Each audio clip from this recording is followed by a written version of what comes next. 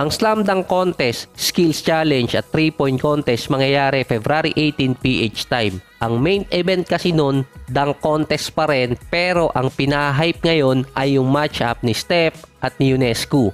Yun din ang promoted sa mga NBA media platform at pinag-uusapan ng ibang player para i-hype. Ang report kasi doon, yung ratings nung nakaraang taon sa Saturday night festivities ang pinakamababa sa nakaraang 20 years. Yun din ang isa sa mga dahilan di umano kung bakit nagdagdag ng event para dito kina Steph.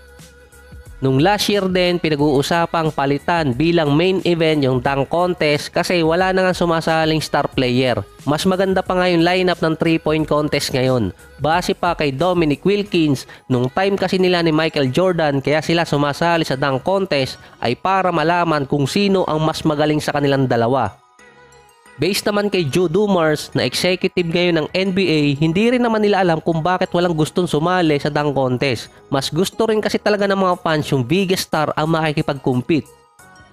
Si Nate Robinson naman, ang 3-time slam dunk contest champion, ang sinabi kailangan iangat ang prize money mula $100,000 maging $1 million. Yan din kasi ang sinabi dati ni Ja Morant na sasali siya ng dunk contest kung $1 million yung premyo. Hindi naman lahat kasi pwedeng sumali talaga dahil via invite ang nakikipag-compete sa mga events. Pero sa dunk contest halos walang gustong sumali kaya hanggang G-League merong na-invite. Nag-agree din si Chuck Milan ang naging official coach ng mga nanalo sa dunk contest since 2013 na dapat iangat ang premyo para makaengganyo ng star player. Yung $100,000 nakabase kasi yon sa collective bargain agreement. Base pa kay Nate Robinson, ang isa talagang dahilan kung bakit walang gustong sumali sa dunk contest ay dahil sa SOCMED. Ayaw ng ibang player na mapunta sa side na maging meme sila at ma-mess up yung kanilang karir. Meron naman kasing player na naging walking memes at naapektuhan yung karir nila. Ito yung laging pinopost, maganda man or hindi, or kaya laging ipapalabas sa mga highlights. Hindi lang basta memes yun, degraded moment yun sa isang player. Yung isa doon na nagsimula sa All-Star Weekend na maging memes ay si Brandon Knight. Siya yung number 8 overall ng Detroit noong 2011. Siya din yung member ng All-Rookie First Team noong 2012 kasama si Kyrie.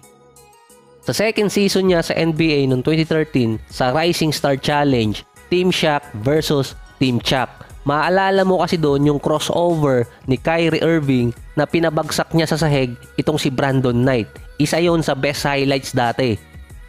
Parang hanggang ngayon, isa pa rin yun sa best crossover na ginawa ni Kyrie. Yun ang pinag-uusapan dati ng mga fans sa Twitterverse. Yung isa pa nga doon sinabing, All-Star Week, walang defense. Bakit pa dumipensa si Brandon Knight?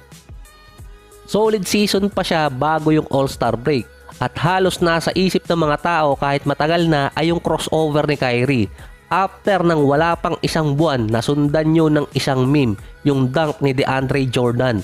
Pinosterize niya itong si Brandon Knight. Ilang beses ulit pinalabas yon sa mga highlight reel hanggang umabot hanggang next season.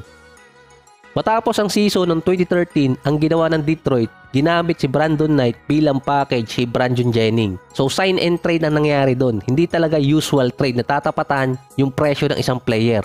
Si Jennings, hindi kasi pinapirma noon sa Milwaukee Bucks at nagkaroon din ng issue doon. Si Brandon Knight naman, fresh start ulit sa Milwaukee. Meron pa siya noong 2014 ng almost 18 points, 3 rebounds at 15 assists per game. Until pumasok yung 2015 season. Kung maaalala nyo naman, yung miss layup ni Brandon Knight na mananalo na sana sila versus Brooklyn Nets. Naging laman ulit ng mga highlight reels at memes. Mali pala, lowlight reels pala yun. At lagi siyang pag-uusapan ng matagal sa ESPN. Pagdating ng mid-season noong 2015, kahit pa maganda ang laro ni Brandon Knight na 17 points, 4 rebounds at 5 assists per game na merong 40% sa 3-point area, ang isa sa best season niya so far, tinrade siya ng Bucks papuntang Phoenix Suns.